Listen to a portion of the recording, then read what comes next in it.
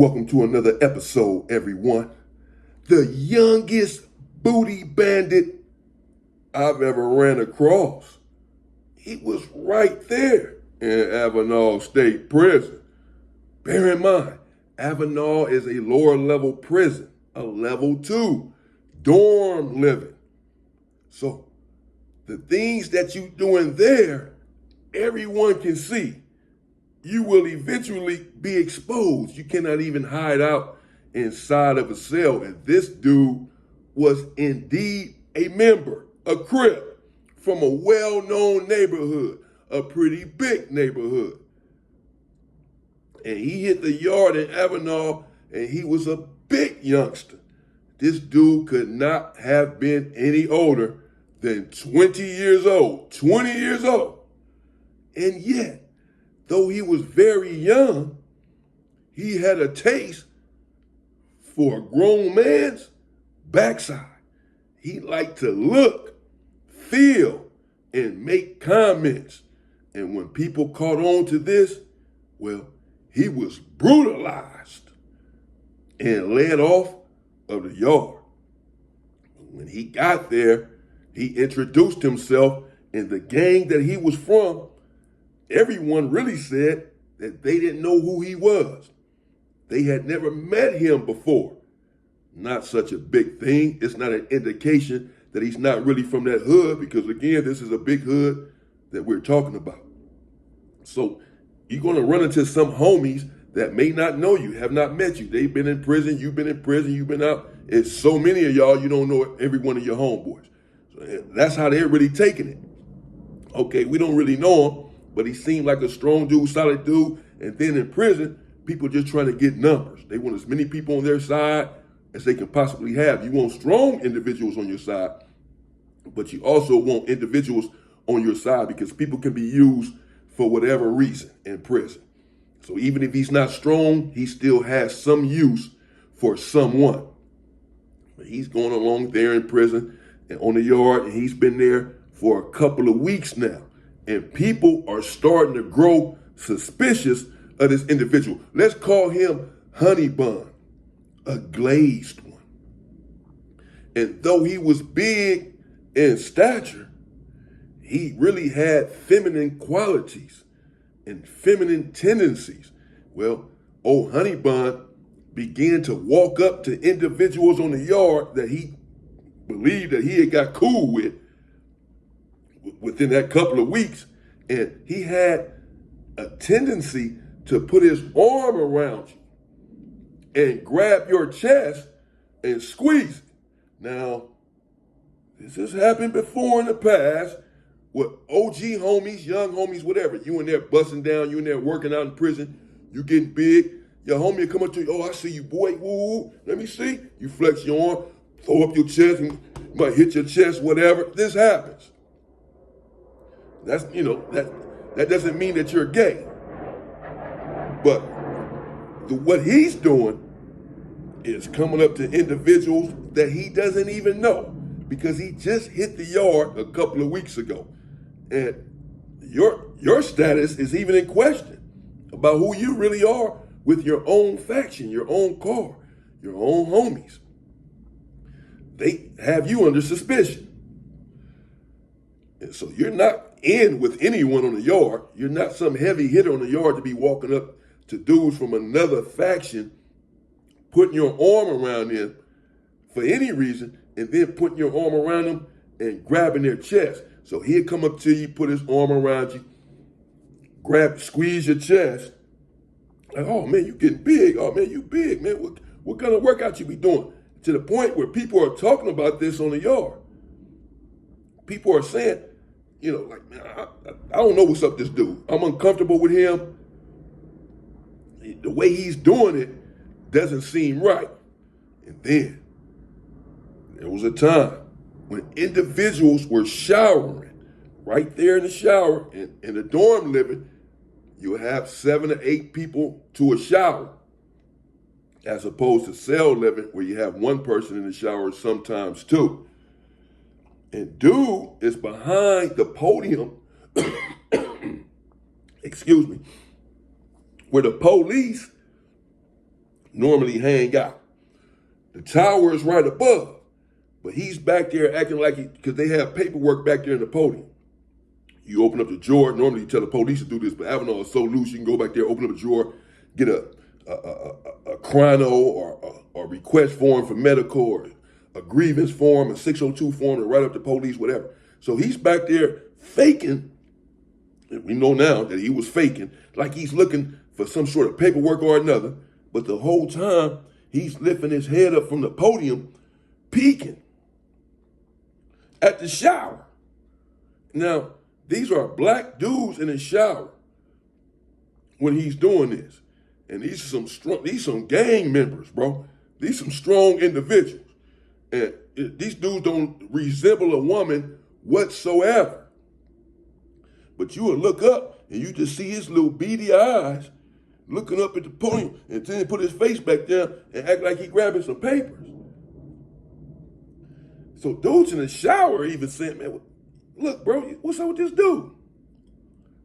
Got to the point where some individuals approach his homies, letting them know, man, we know y'all don't really know this dude, but something's off with him, bro. And they explaining the situation. He's shower sharking. He's stalking grown members when they go inside of the shower. He's making comments. He's grabbing people. He's looking all lustful when we're over there at the weight pile working out with our shirts off, doing our squats. He over there like his mouth is watering. He's salivating. What's up with this dude? So they admitted. This is when we found out they didn't really know who he was. I mean, we don't know him. Okay, it might be time to get rid of him. But this is a level 2 yard. The politics are essentially non-existent. Not only are the politics nothing like a level 4 yard, there's virtually no politics on a level 2 yard. There are a few, they try to have a couple of politics. They're not worth anything. Had he did this on a level 4 yard, a maximum security prison, he would have been out of there the same day. His first indiscretion would have cost him possibly his life dealing with those individuals in there. They're not going to play it. But though this is a level 2, and these individuals are still strong. These members that he's irritating are still strong members. But his car doesn't really know what to do. They don't have a blueprint. This is not a level 4. So when they are approached with this, they're saying, well, what can we do, basically? He hasn't done anything. This is all speculation that, he might have a little sugar. This is speculation. What has he said to you or done to you? Well, he grabbing on people. Well, don't let him walk up to you and grab you. Okay, fine. We see what y'all up to. So here on the level 2 yard, a homosexual comes to the yard. Sometimes they are allowed on these level 1s and level 2 yards. The homosexual goes into a different building than old boy is in, Honey Bun. Honey Bun finds out that he's hit the yard. And he packs up his stuff and moves to the other building where the homosexual just came in. We find out the next day or so that he's been over there having relations with the homosexual. Now again, being a level 2 yard, it's going to be frowned upon, but at the same time, it's not going to be any necessary stipulation saying this just cannot happen. People have their own beliefs, their own morality, their personal morals that they govern themselves with. But generally speaking, as a general rule, it's going to be frowned upon. But here on a level 2 yard, it may be somewhat accepted. So, but with this individual, people are already thinking that, well, really, their suspicions have been confirmed. This dude is young, 20 years old, and he's a bandit, a booty bandit. Well, he's stalking the shower. He's grabbing people's chest. And now he's over here lying down in bed with this individual. The homosexual ended up leaving the yard. not long after he got there. And this individual, Honey Bun, comes back to the building where he was at first. He moved out of the building because the homosexual was gone now. So he comes back to the building. And he's in here telling war stories, if you will, to his homeboys, to his faction, about a couple of the episodes, escapades that transpired with the homosexual in the other dorm. And they are really just allowing this. They're just shaking their head like, oh, man, this dude tripping. But they're not saying too much. They're not getting him off the yard or anything like that because it's a lower level prison. Most of the people here are about to go home. If you're in Avenel, level 2 prison, level 1 prison, you don't have a lot of time. You ain't got 20 years. You don't have a life. You don't have 15 years. You don't have any of that. If you're on a lower level, you got a few months to go home. You might have a year, whatever, You don't have a lot of time. So all these individuals on the yard are about to go home. So everyone's looking at each other. Well, what you going to do? Where's there a book, a rule book against him going over there and hanging out with a homosexual? It was all consensual. They're basically justifying it. But everyone else on the yard, the other factions, they've really had enough of this individual. They're thinking, this dude is no good. He's a bandit. Next thing you know, he's going to be walking up to dudes trying to grab their stuff. He's young. How can you be 20 years old, just got to prison? You ain't been in there that long. You're 20. You got to be 18 to hit prison. You just got there. You've never been in prison. You haven't been locked up for 20 years. Not that this justifies it, but the individuals who normally partake in such deviant behavior are individuals who have been locked up for 2 decades, 20 years, 30 years, 15 years, something along those lines, with no end in sight. They know that they're not about to go home and be with a wife, be with their girl, ever, or not for another 30, 40 years. So they justify it to themselves, having been locked up for 20 years with another 30 years to go. But you are 20 years old, while these dudes been locked up for 20 years, you just 20 years old. How can you be so horny? How can you be so freaky? You haven't been locked up a long time. You just got here a couple of weeks. And you only have a few months before you go home. We know this. Because everyone on this yard has a few months or so before they go home. So something is just not right with this individual. Just what he is, just how he was born, as far as I'm concerned. This is a part of his identity. But one day, it all came to an head. He went too far. He tried his stunt one more again. And the individuals on the yard had had enough. Well, it was the shower once again. And some individuals are in there after a long workout, showering up. And this is why some individuals keep their boxers on even in the shower in the prison. You'll never see them naked. They keep their boxers on. They shower, they clean themselves with their boxers on. Then when they go inside of their cell, they wash out their boxers in the sink and hang them up. They never take them off though.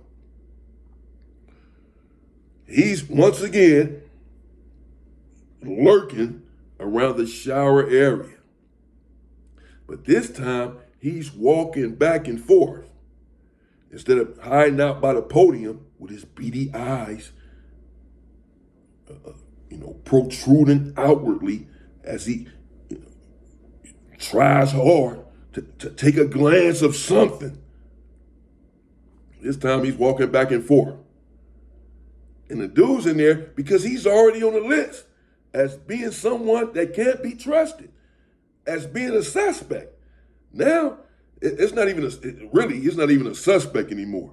He went over there in the building with the other individual, was over there for a week or so, and then the dude left. So he left right behind them and came back to the building.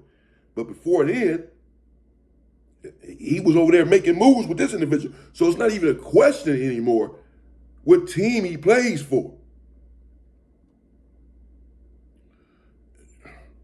And no, since the cat is out of the bag, no one is going to allow him now. At first, it was a situation where it was like, is this dude funny? Is something up? Because he grabbing me in the chest. He was looking at us in the shower. It looks like he's making little comments. Y'all don't know who this dude is. He looked off. He looked weird, bro. But there was nothing concrete. There was no actual evidence that he played for the other team, that he was a bandit. But now that he's went over there with that individual and the reports came back and he admitted himself that he was over there laying up with this individual. Now you're not even a suspect. You've been convicted. You're guilty. You're a bandit, a young one, a young freak, a young horn dog. Been locked up for 2 months. Been on this yard for 2 weeks. You're a young horn dog. You're sick. You gotta go. He's walking back and forth in his shower and he's peeking out of his peripheral as he's walking by. Bro, what, you exercising? What you doing? What are you doing? Why you keep walking back and forth on a chair while we right here showering and looking in here and then walk by like he's off, like a weirdo, bro. He's walking back and forth by the shower. Individuals in the shower said, bro, this dude finna go right now. He gotta go. And this time, they decided not to even holler at his homeboys since they had done nothing when they hollered at them prior. They just said, we finna get this dude off the yard. Now, again, I have to remind you that this is a level 2 yard. So the removal of this type of individual is not going to be the same as it would be on a maximum security yard. You know, you barely having fights on these level 2 yards. There are no stabbings. There are no, unalivings. It's not really happening, bro, on a level 2 yard. It's just not going to happen. So a removal for them on a level 2 yards is going to be a good beatdown. And they're going to think that they did something. They stumped him out and got him off the yard. But that's what they did. They came out of the shower. The individuals that were in the shower are basically from different hoods. But they are the ones that felt disrespected in that moment by this dude. They knew about his prior history of lurking in these showers, of just being a bandit. So they took umbrage to him walking back and forth. Felt like he was challenging their manhood. These are real members. They came out of the shower, dried off, got dressed, and attacked him. Pretty much everyone that was in the shower. They ain't say nothing to his homeboys. They ain't say nothing to the homeboys. They just got out of the shower. When we talk to y'all about what happened later on. Right now, we got to handle this fool out of here. They went and got dressed, ran down to the day room where he was now at, over there by the TV area, and attacked him. Didn't say a word to him, just rushed him. Like 5 individuals, bro. Stumped him out. One dude picking up his head, slamming him against the wall. Picking up his head, slamming him against the wall. His shit leaking. It was actually a pretty good removal for a level 2 yard. Really the most violent removal I've seen on a level 2 yard. This one right here. Because they was beating the living shit out of them. There was no weapons involved. But they was beating them. Their hands and feet were weapons because they was beating them and kicking them, bro. First he was yelling. Then he just stopped that, just, trying to get himself out of it. But there was no way out. It was too many dudes on him. And finally, the police ran in there. These individuals got out, and the police took them out. And they took out the individuals, too. They didn't even take them all out. They took out like 2 individuals, even though it was like 5 of them on them. And then they came back to the yard. Not long after. But they did him bad. They crashed his head in and had him there leaking. But he was the youngest booty bandit that I had ever run across. He was the youngest bandit. Because normally, like I say, when you run across these predators, And that's what they are. They're older. They've been locked up for a long time. And when they first got to prison, they were into women. But 20 years later, with another 20 to go, most of the people in the yard looks like a woman. So they turn. But it's rare that you're going to find a young dude that's a bandit, because if he's young, you know he hasn't been locked up that long. He's 20 years old. How long has he been in prison? Even if he got tried as an adult, he has not been in prison that long. He's 20. He's 22 years old. We talking about individuals that have been locked up for as long as he's been living, that end up turning into some sort of bandit. Not someone who's been locked up for 2 months. I couldn't wrap my brain around it. I'm saying, okay, this is just something that he's doing even on the street or whatever. You just came from the street. You're not that horny, bro. You just got locked up. So if you're doing this as soon as you come from the street, you must have been doing it on the street. To each his own. Do what you do. I'm just saying that's what it is, though. That's what it was. He was someone who had been indulgent in this sort of bestial behavior, even on the street. When he brought it there to the prison, and even on a level 2 yard, it's not going to happen. You can't go around grabbing people's chests, peeking at grown gang members while they butt naked in the shower. You asking for trouble. And he got it. Sick ass young bandit. Stay free, people.